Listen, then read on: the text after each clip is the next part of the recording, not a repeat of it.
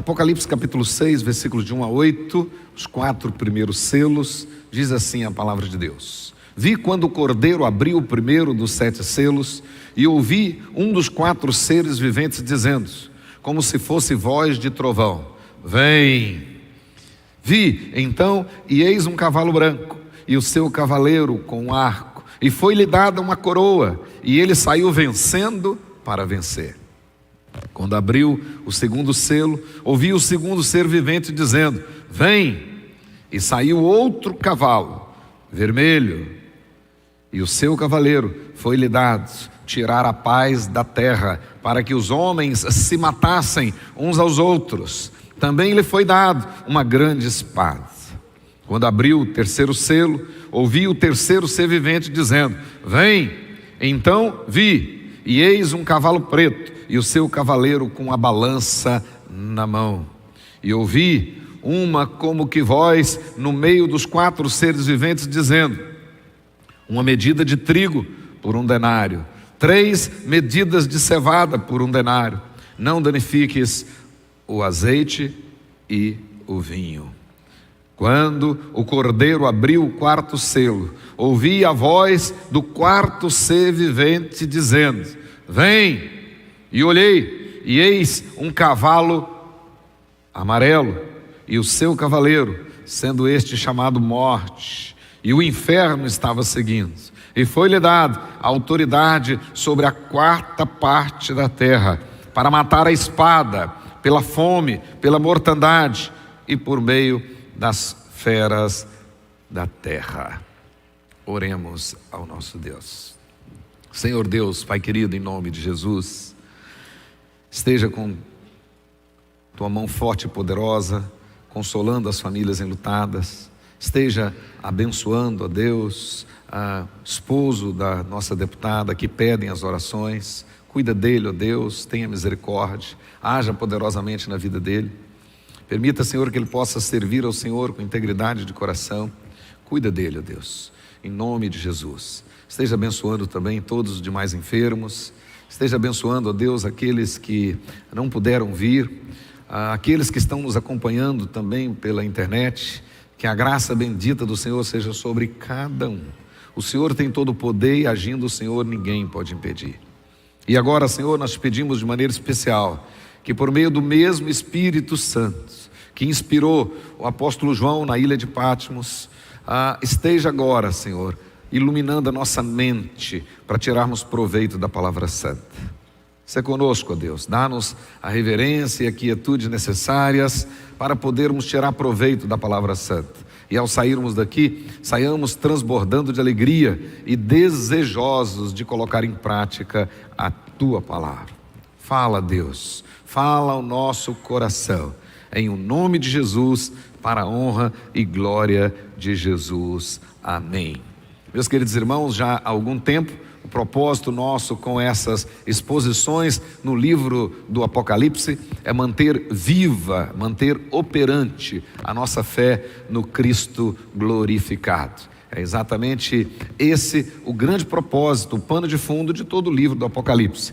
Uma vez consolados aqueles corações, que eles pudessem permanecer firmes, olhando para frente, confiados no Cristo glorificado. Nós já aprendemos aqui que os capítulos 4 e o capítulo 5 fazem parte de um interlúdio. Naquele momento, Deus quis encher o coração do apóstolo João de força, de consolação, de ânimo, para que ele pudesse seguir em frente. E através dele, abençoar também toda a igreja do primeiro século e a nossa igreja hoje também.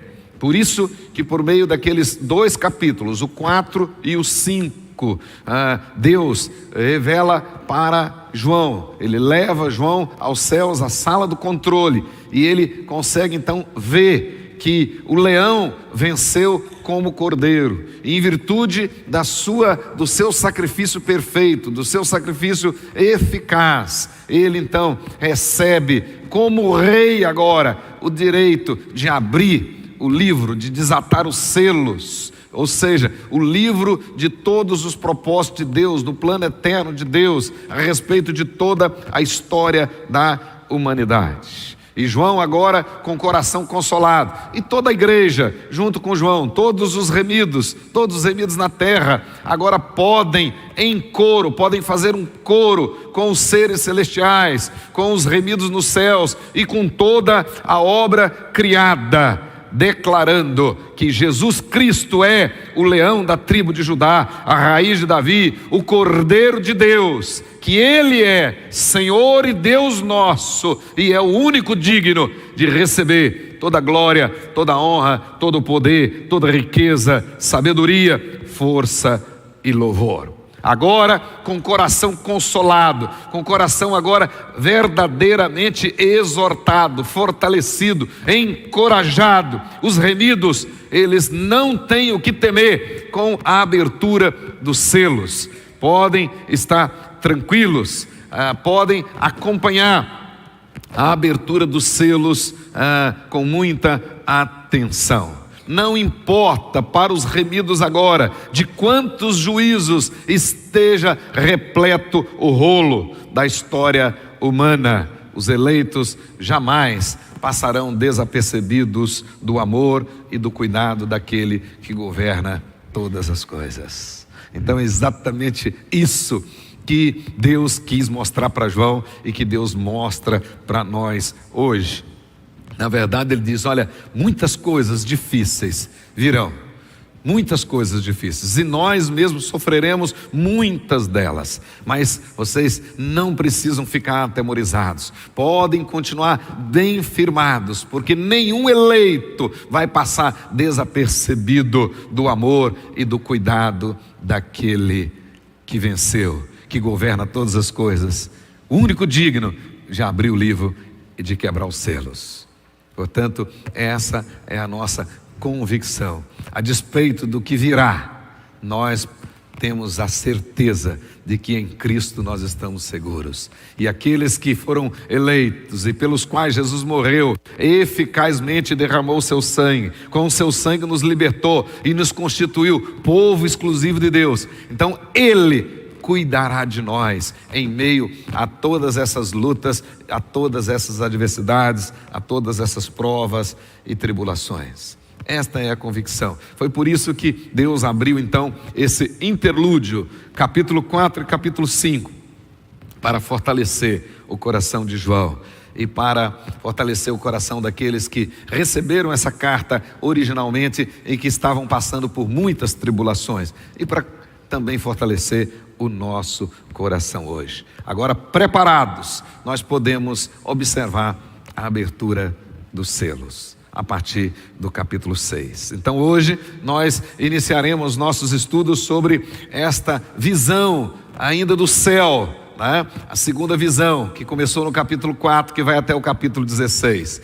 Então, agora nós vamos ver a primeira parte desta visão, depois do interlúdio, que é a abertura dos selos. João então viu que Jesus, né, aquele leão que venceu como cordeiro, foi achado digno, ou seja, aprovado agora para abrir os selos da história da humanidade, da vontade de Deus para toda a humanidade. E nós vamos ver então agora o que isto significa para nós. A abertura dos selos, capítulo 6, versículo 1, vai até o capítulo 8, versículo 6. Então, essa sessão aí trata dos chamados 7 selos do Apocalipse, uma longa série de julgamentos divinos que serão derramados sobre a terra e sobre os seus habitantes, com propósitos bem definidos, propósitos de provas, propósitos de oportunidades de arrependimento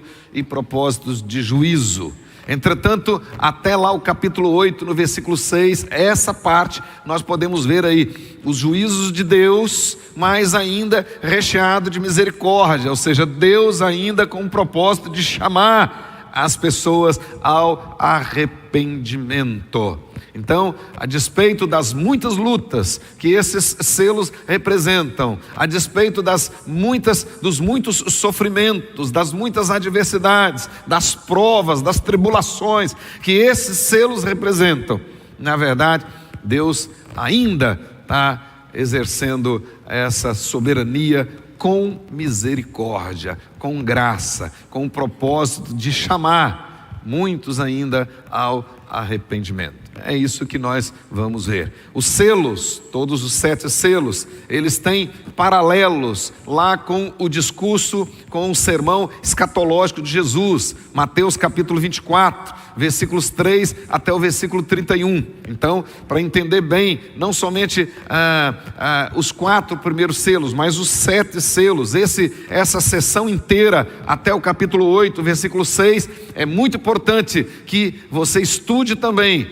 Mateus capítulo 24, versículos 3 até o versículo 31, o famoso sermão escatológico de Jesus, que também aparece em Marcos capítulo 13, versículo 5 até o versículo 13. E esses 7 selos simbolizam tempos terríveis de tribulações, de perseguições, de calamidades, de dores, princípio das dores, esse tempo, esse período indefinido que acontece entre a ascensão de Jesus e a sua segunda vinda, ou seja, a parousia. Então, a realidade desses selos, ela se dará nesse espaço de tempo, quando Jesus voltou aos céus e até a sua segunda vinda. Então, os selos abertos por Jesus, o que eles representam, já aconteceram, estão acontecendo e vão acontecer nesse período, chamado o período da igreja, ascensão até a segunda vinda. Portanto, são tribulações pelas quais a igreja passou, está passando e passará, e de uma maneira intensiva ainda. À medida que o tempo do fim se aproxima, essas lutas, essas adversidades, essas tribulações vão se intensificando. Mas o período delas é exatamente entre a volta de Jesus aos céus e a sua segunda vinda a esta terra. Então, esse é o período. Conforme nós já sabemos, não somente os selos, mas também as trombetas, as taças, o livro do Apocalipse como um todo, ele não trata de uma sequência cronológica de eventos futuros. Não, nós não podemos ler essa parte do Apocalipse, principalmente a partir do versículo 4, apenas como coisas que vão acontecer lá no futuro, especialmente na chamada por muitos da grande tribulação, os últimos 7 anos. E que parte desses acontecerão na primeira parte dos 7 anos, 3 anos e meio, e as outras na segunda parte, 3 anos e meio finais. Não, na verdade, nós não podemos estudar o Apocalipse de forma cronológica, sequencial. O Apocalipse não foi escrito como que para ser entendido um capítulo atrás do outro, um evento atrás do outro, um sucedendo o outro. Absolutamente não. Se assim nós fizéssemos, nós iríamos ignorar a realidade histórica, por exemplo, do livro, né? Esse livro, na verdade, ele tem o seu objetivo histórico. Ele foi escrito para igrejas históricas que existiam e que estavam passando por lutas e por adversidades. E, portanto, não foi escrito apenas a respeito de eventos futuros que se acontecerão escatologicamente, lá no futuro nosso ainda. Não. Por isso é que o que nós vamos estudar agora já aconteceu, está acontecendo e vai acontecer. Ou seja, essas coisas, o que o livro traz para nós, na verdade, as coisas que hão de acontecer, quando Deus fala para João, que agora iria lhe revelar as coisas que hão de acontecer, versículo 9 do capítulo 1, essas coisas que hão de acontecer, né? Hão de acontecer depois de João, antes de nós, né? Vão acontecer depois de nós e antes de outros. Então, futuro de João, passado nosso, né? Futuro nosso, e no futuro, passado nosso, e futuro de outros. É assim que tem que se ler. Então, na verdade, não faz sentido entender o livro do Apocalipse a partir do capítulo 4 como um livro exclusivamente de eventos escatológicos, futuros. Não. Na verdade, essas coisas, elas fazem parte da história da igreja. Esses eventos futuros para João, mas já era futuro, inclusive, imediato, porque aquelas igrejas já estavam passando por lutas e por adversidades, né? E por isso, o livro do Apocalipse, na verdade, ele abrange o período da história da igreja, até a segunda vinda de Jesus, o juízo final, por fim, o estado eterno e também o novo céu e a nova terra. Então, é muito importante que não estudemos o livro do Apocalipse apenas com a curiosidade da revelação de eventos futuros. Mais do que isso, o grande propósito do Apocalipse é saber que a história da humanidade está nas mãos daquele que soberanamente tudo pode, e agindo ele, ninguém pode impedir. A história da humanidade está nas mãos do leão que venceu como cordeiro, da raiz de Judá. É isso que é o importante. Então, temos que despir da curiosidade por datas, por tempos, por isso, por aquilo outro, mas nos revestir da convicção, do consolo, da força de que o Cordeiro tem nas suas mãos a história da humanidade. E o grande objetivo do livro do Apocalipse é mostrar o triunfo de Jesus Cristo, não simplesmente fazer revelações de eventos futuros. E o próprio Jesus nos ensinou a respeito disso, que nenhuma predição foi dada para satisfazer a curiosidade humana sobre o que vai acontecer. Absolutamente. Atos capítulo 1, versículo 6 até o versículo 11, depois da ressurreição de Jesus, quando ele já tinha dado inclusive praticamente os últimos ensinamentos depois de ressuscitado, agora no momento exato da sua ascensão, da sua volta aos céus, ele mesmo diz para os seus discípulos, olha comigo aí, versículo 6 do capítulo 1 de Atos. Então os que estavam reunidos lhe perguntaram: Senhor, será este o tempo em que restaures o reino a Israel? Respondeu-lhes Jesus: não vos compete conhecer tempos ou épocas que o Pai reservou exclusivamente por sua autoridade. Entretanto, independente do que vai acontecer, disse ele, recebereis poder ao descer sobre vós o Espírito Santo, e sereis minhas testemunhas aqui, mártires, sereis minhas testemunhas, tanto em Jerusalém, como na Judéia, na Samaria e até os confins da terra. Então, ao invés de estarem curiosos, de quererem saber tempos ou épocas que o Pai reservou pela sua exclusiva autoridade, nós precisamos saber e estar preparados, cheios, revestidos do Espírito Santo, porque independente de qualquer coisa que venha acontecer, o nosso compromisso é testemunhar de Jesus, mesmo que isso nos custe essa vida, mesmo que isso nos custe muito sofrimento, muitas lutas, muitas perseguições, muitas tribulações. Mas recebereis poder ao descer sobre vós o Espírito Santo, e sereis martírios, sereis testemunhas aqui em Jerusalém, na Judéia, na Samaria e nos confins da terra.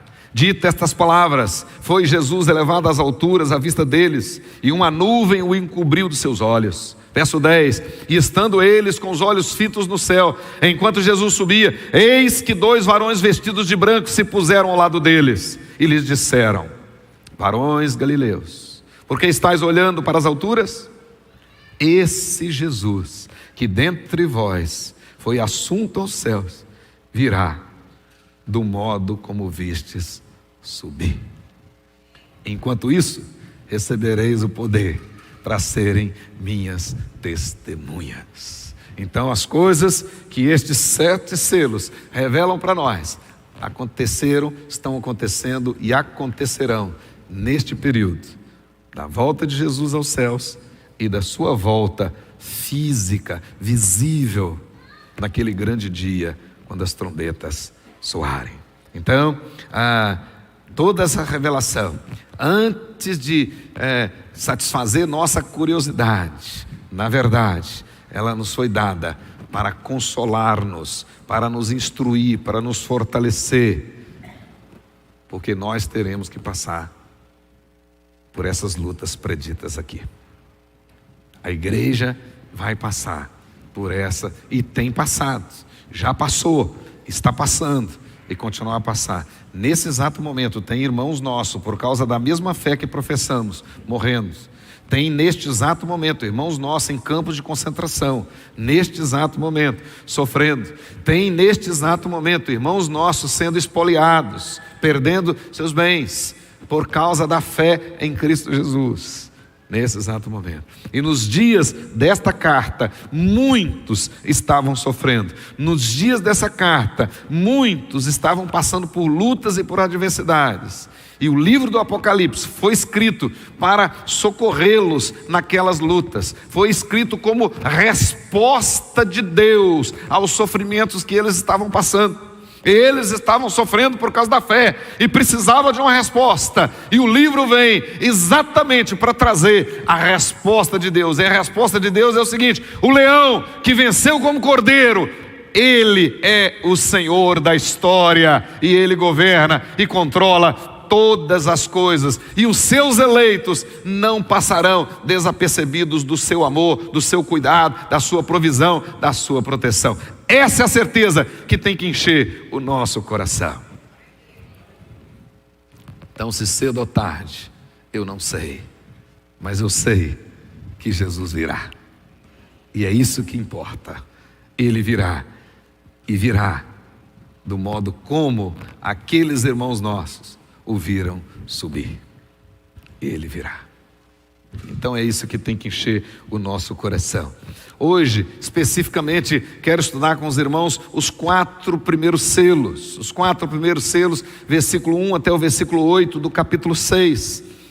E eles se assemelham muito, tem uma semelhança muito grande. Então é bem provável que quando João estava vendo e escrevendo essas coisas, bem no coração dele vinha a profecia de Zacarias. Zacarias, o livro de Zacarias, nós temos lá 8 visões de Zacarias. A primeira e a última tem relação direta, tem uma semelhança muito grande com os selos do Apocalipse. E vocês então podem conferir, quando lá em Zacarias o profeta teve a visão, capítulo 1, verso 8 a 11, e depois capítulo 6, verso 1 até o versículo 8. Na primeira visão, a visão que abre as 8 visões de Zacarias, ele pôde ver lá um cavalo avermelhado, marrom avermelhado, e depois um cavalo castanho, um cavalo baio e um cavalo branco. E depois, na última visão dele, a 8ª, ele também viu carros puxados por cavalos muito fortes, marrons avermelhados, pretos, brancos e castanhos claros, ou seja, baios. Aqui também João vai ter uma visão semelhante. Como já disse, os 7 selos, eles têm paralelo direto com Mateus 24 e com Marcos capítulo 13. E eles simbolizam, no geral, tempos de tribulações, perseguições, calamidades, dores, que ocorrerão entre a ascensão e a segunda vinda. E por causa disso, essas tribulações, a igreja passará por elas. Por elas. Daí, agora a gente entender com muito mais clareza porque que Deus investiu aquele tempo precioso, capítulo 4 e capítulo 5, para encher o coração de João e de todos os remidos em todos os tempos. Da fé, da força necessária para enfrentar essas lutas. Então nós vamos basicamente a interpretação desses 4 primeiros selos se refere à conquista, à guerra, à fome e à morte. E tem muito a nos ensinar. Vamos então para o primeiro selo. Agora, o leão que venceu como cordeiro foi achado digno de abrir os selos. E ele então rompe, quebra o primeiro selo. E quando ele quebra o primeiro selo, olha aí comigo na Bíblia, versículo 1 do capítulo 6. João escreve: vi quando o cordeiro abriu o primeiro selo, o primeiro dos 7 selos, e ouvi um dos 4 seres viventes.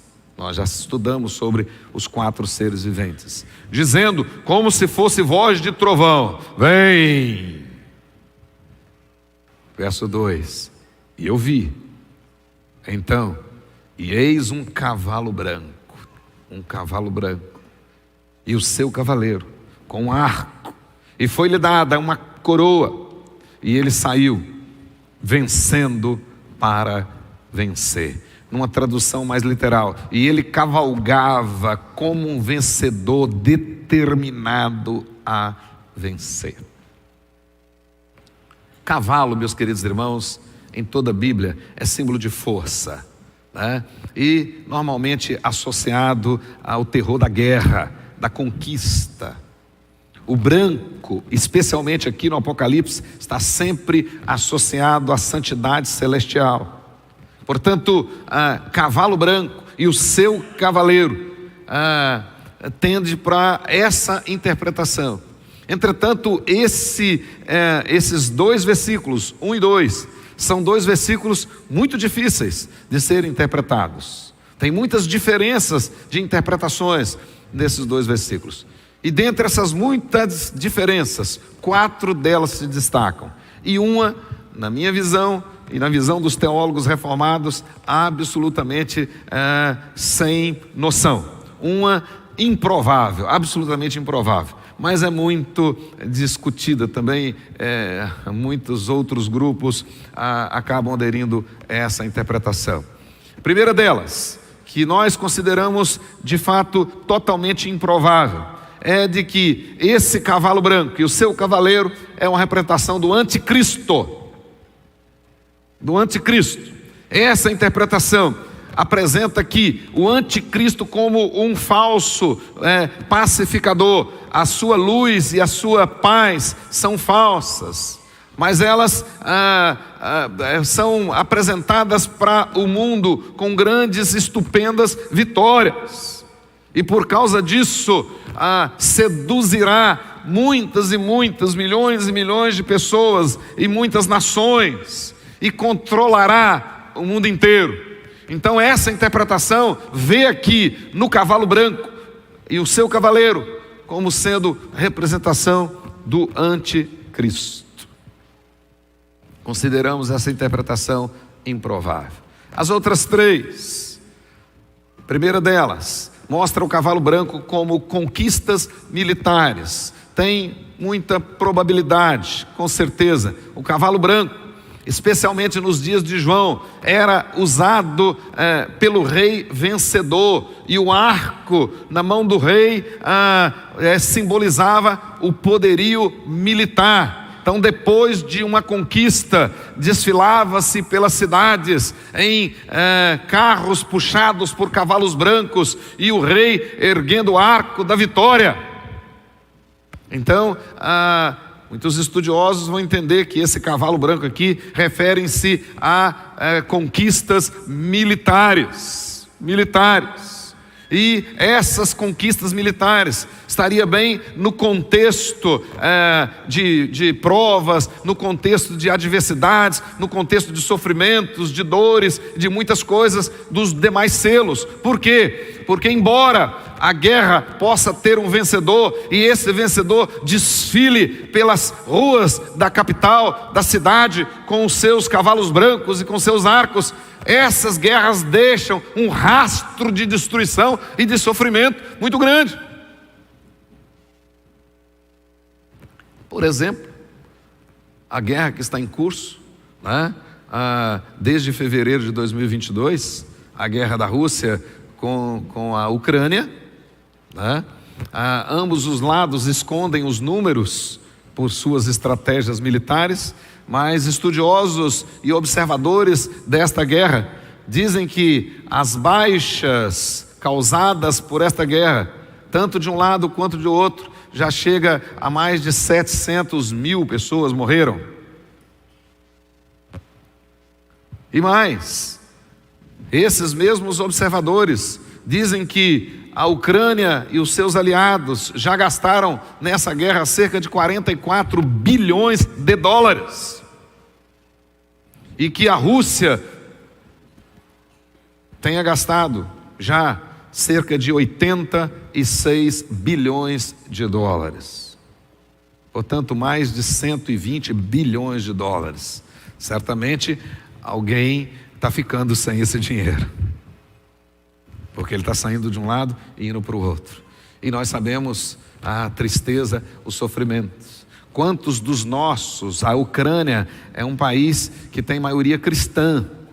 Quantos cristãos na Ucrânia estão sofrendo e perdendo tudo? Do nada surge uma bomba e explode o prédio inteiro. E aquilo que você juntou por muito e muito tempo virou pó. E muitos morreram. E parentes, etc. Imagine bem o sofrimento que esta guerra, por exemplo, está causando. Então, alguns intérpretes vão entender que esse cavalo branco aqui representa conquistas militares. Enquanto o conquistador festeja, os conquistados e até mesmo muitos dos conquistadores sofreram, morreram, estão sofrendo. Mesmo que haja um vencedor nesta guerra da Ucrânia com a Rússia, né? Ambos os lados perderam e perderam muito. Então, pensa que esse cavalo branco aqui representa essas conquistas militares. Segunda dessas outras três, que esse cavalo branco como sendo a pregação do Evangelho, nas suas dimensões universais. Mesmo em meio às terríveis perseguições, o Evangelho será pregado e terá êxito no mundo inteiro, em vários lugares do mundo, para testemunho das nações, conforme Jesus disse no sermão escatológico em Mateus 24, quando ele diz que o Evangelho seria pregado por o mundo afora, todas as nações. Mas na pregação desse Evangelho, pelo mundo afora, muitos cristãos, muitos pregadores, muitos que pregarão o Evangelho com o seu testemunho, pregarão o Evangelho com o seu testemunho, de fato viverão a fé. Muitos desses morrerão, serão verdadeiros mártires, morrerão por causa da palavra de Deus. Então, teólogos conceituados, teólogos confiáveis, com boa teologia, afirmam que esse cavalo branco refere-se ao Evangelho, à pregação do Evangelho pelo mundo afora e à morte de cristãos por causa da pregação do Evangelho. E por último, a quarta posição dessas que a gente pode considerar, a quarta delas é de que esse cavalo branco e o cavaleiro que aí aparece é uma referência direta a Jesus Cristo. Jesus montado nesse cavalo branco. E tem muita força essa interpretação, particularmente a que me agrada mais. E diz assim, claramente, porque o branco e coroa, no texto do Apocalipse, só se aplica a Jesus. Só a Jesus. Então a referência de branco e referência dessa palavra usada para coroa se aplicam a Jesus. Capítulo 5, verso 5, capítulo 14, verso 14, capítulo 19, verso 11. A expressão saiu vencendo para vencer, com exceção de duas passagens, Apocalipse 11, verso 7, Apocalipse 13, verso 7. Em todas as outras refere-se a Cristo e a igreja, a vitória de Cristo e a vitória da igreja em Cristo. E a espada que aparece aqui desse cavalheiro está de acordo com Mateus capítulo 10, versículo 34.